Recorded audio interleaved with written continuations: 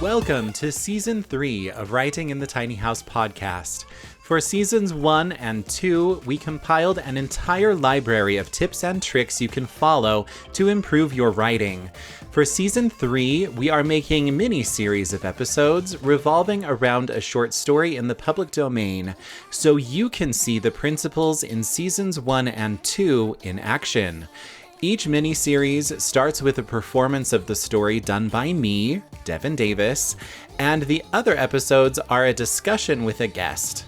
The current story of interest is Nathaniel Hawthorne's Young Goodman Brown. If you wish to support this podcast, please become a patron on Patreon, or get onto the eShop and pick up a hoodie or other Writing in the Tiny House podcast merch. The links are in the show notes. Hello and welcome to the discussion episodes of Nathaniel Hawthorne's Young Goodman Brown. I am Devin Davis. I am the host of this show, and I am also a fantasy author. I'm Chrissy Barton, and I am a copy editor with Little Syllables, and I'm here to help Devin hash it all out. So join us today as we join hands with our neighbors and commune with the devil. Welcome to the third and final discussion episode for Nathaniel Hawthorne's Young Goodman Brown. We decided to only do 3 episodes instead of 4, just because this is an allegory. And there's just not as much literary stuff to talk about. And that was us, and with us choosing things. That's entirely a result of our choices. Yes, it is. This is still a story, and it is a very basic and easy to understand story, and so we might as well dive into some of the literary stuff anyway. So, Chrissy, what are the things with this that follow a specific structure of most stories? Okay, so this story really clearly follows a 3-act structure. We've got Act 1, which is the setup. It's Young Goodman Brown and Faith. We get kind of who they are and what's happening. And then the second act is the confrontation act, which is where he's spending all this time traveling through the woods and kind of going back and forth of whether or not to continue. And then the final act is like the resolution. So from the crisis until the end. So I feel like almost all of the second act is in the forest, with just a little bit in the first and the third act as well. Yeah, so in the setup, we get all the backstory, like how long they've been married, who they are, how he's leaving and she doesn't want him to, and then he travels to the path and meets his fellow traveler.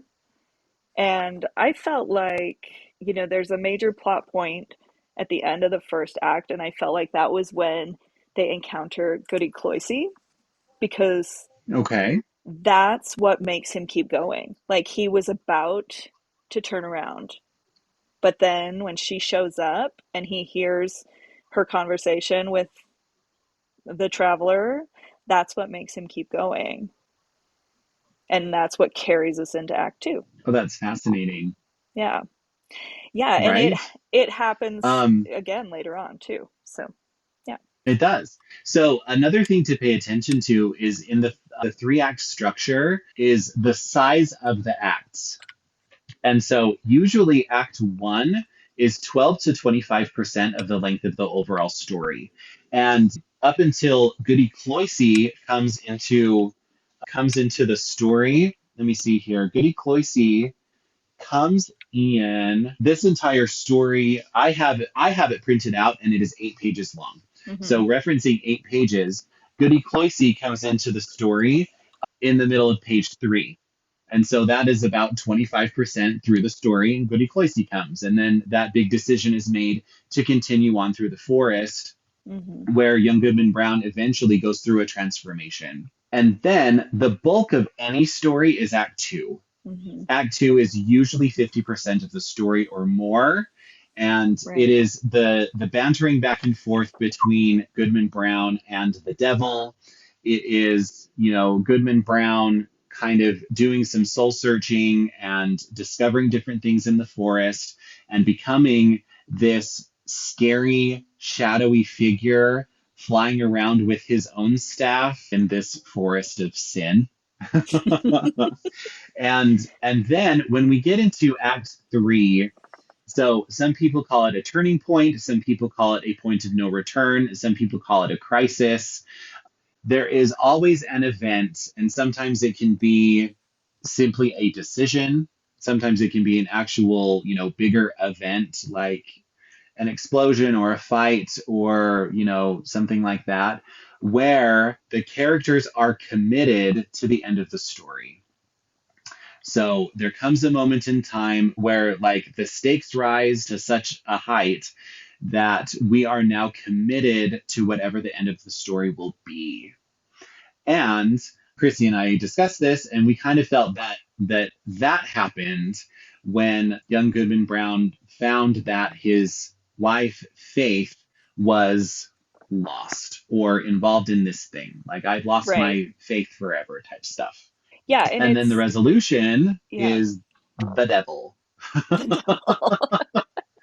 Well, exposing everybody. it's it's all of that and then the aftermath as well. It seems like the devil is a part of the climax of this story. And then the aftermath is kind of, I don't know, because I'm a fantasy author and there tend to be just a lot more parts to fantasy books. Hmm. It seems that probably the last page of this story would fit as an epilogue, Yeah.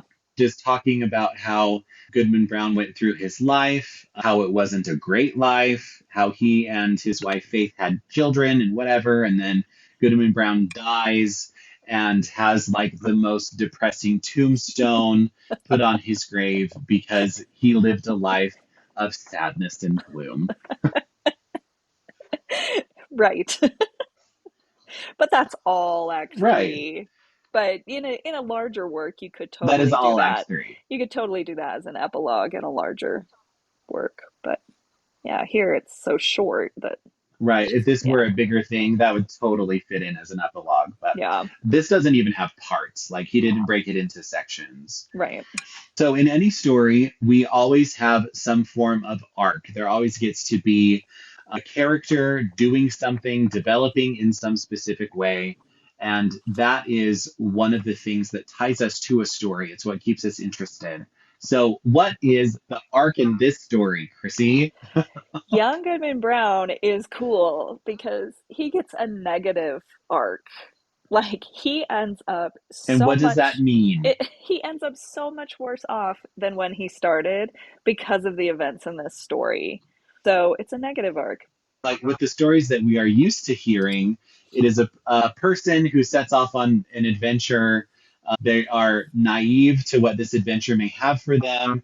And then they go through all of these trials and opportunities to learn and grow. And then at the end, they do learn and grow, and their lives are better for it. Mm-hmm.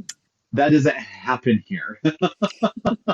No, he is not And better. it's no, he's not better. And it is not common for a main character to have a negative arc Right. unless you are reading a tragedy. Yeah, that's true. Well, and oftentimes though, like with tragedies, like the thing that comes to mind is Romeo and Juliet. There's actually in stories such as that, there's not a ton of character specific development. I mean, the, Mm-hmm. the two main characters of Romeo and Juliet are 14 and 17, and they make a lot of bad choices, but there's not a lot of learning. Right. They end in a really tragic way, but it is hard to say that that is actually an arc just because they didn't go through a lot of development. Well, and in that story, But with it this could be, story, he goes through a lot. yeah, he does. I was going to say in Romeo and Juliet, it could be more that the world around the characters changes rather than the characters changing. Whereas in Young Goodman Brown, it's him. He's the one who changes. Everybody else stays the same.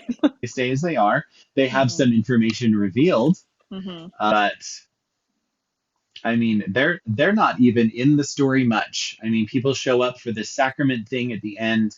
Goody Cloyce is on the road, but her encounter is pretty. I mean, you understand why it's there. It's there to show that she knows who the devil is, Mm-hmm. but that's all. I mean, their meeting with Goody Cloyce is pretty inconsequential. Otherwise, Right. not a lot happens, and then they leave. Mm-hmm. And then Faith at the very beginning has a moment to express how she doesn't want, Goodman Brown to go into the forest, but it's not very long lived. Mm-hmm. And at the end, she does show up for this sacrament, but it doesn't have, like, she's not really written in there very much. And so Right. she doesn't really have an arc either. Yeah. Usually in literature, we talk about just kind of different forms of conflict, and usually those three things fall into man versus man versus nature, or man versus himself. And Chrissy and I were reading through this story, and I mean, granted, the devil is there, and so we could kind of understand if a person were to classify this as man versus man, just because the devil's there. He's always the biggest antagonist ever. But when we read this more closely, the devil's there, but he's not causing a lot of conflict. He's doing a lot of stuff, but he's not really getting in the way of anything. And he's actually not trying very hard to convince Goodman Brown of much. He just simply says, "Hey, I was involved with some things that your grandfather did." And then has that cordial encounter with Goody Cloyce, and then has the big reveal at the end. But he's not causing like he's not causing mischief in this thing. Mm-hmm. And even like his staff, giving his staff to Goody Cloyce, like the staff, it it seems like the staff was simply a walking stick. Like it wasn't even one of those like cursed objects that the devil gives to people. Yeah, he was just being a nice guy, I know, he was just being considerate to his right? old friend Goody Cloyce. Yes.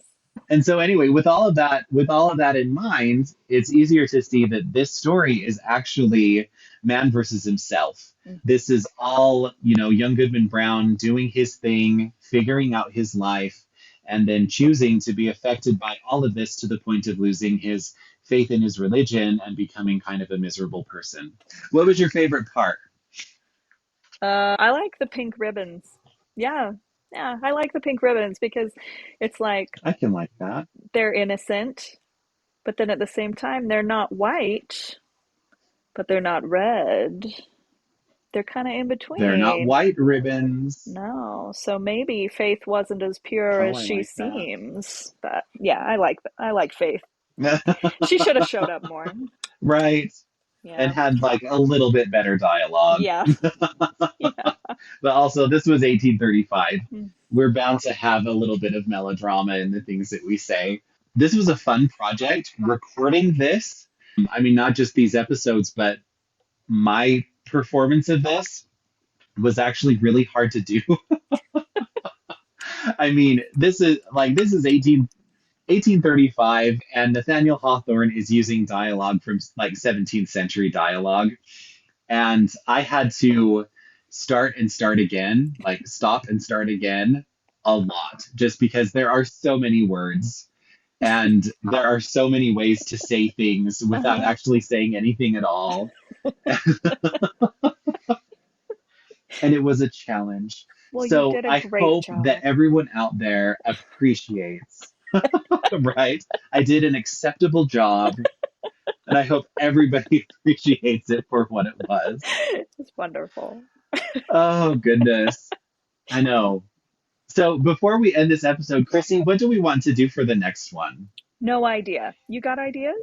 Well, we came across that one story about Yeah. like the fungus people. Do we want to dig that story up again? If you want to. It was fun. Right? Yeah, I know. It sounded fun, and you said that it was something you couldn't stop thinking about. it's true. It's true. Because it's weird. Okay. Well, perfect. Yeah. I know, so weird. I love that though. Okay, well then let's go ahead and end this. Thank you so much to our listeners who joined us with these discussion episodes of Nathaniel Hawthorne's Young Goodman Brown. And again, if you missed the episode of my performance, that is season 3, episode 7. Go back and listen to that again if you, well, maybe for the first time if you haven't done it already. And Chrissy, thank you so much for joining me. It is so fun to have somebody co-host this stuff with me. Yeah, It thanks just for makes the having discussion fun. me. Well, it makes it a discussion instead of a monologue. Okay, so this wraps it up for Young Goodman Brown. The next thing that we do might be a little more sci-fi and it might have fungus people in it. All right, guys, thanks for joining us, and you guys have a great day. And that is it for today. Thank you for tuning in. If you wish to support this podcast, please become a patron on Patreon or pick up some merch from the eShop. And be sure to follow me on social media. The links to all of this are in the show notes. And as always, have a good time writing.